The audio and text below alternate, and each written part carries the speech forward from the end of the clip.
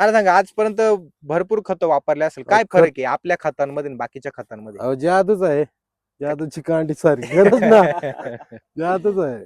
Direct जादू आहे. हा, म्हणजे direct भरपूर जादू. लिक्विड सोडले असेल ना अहो तुम्ही? भरपूर म्हणजे असं का द्राक्षाच्या बागाला कोणी असं कोणीच वापरत नसेल, खरंच ना. त्याचं नाव बघितलं सांगतो मी आम्ही, आपण. म्हणजे ना एक असं काहीतरी का फक्त सोन्याचं पाणी करून ओतायचं राहिले. खरंच हो. बापरे. खरंच ना.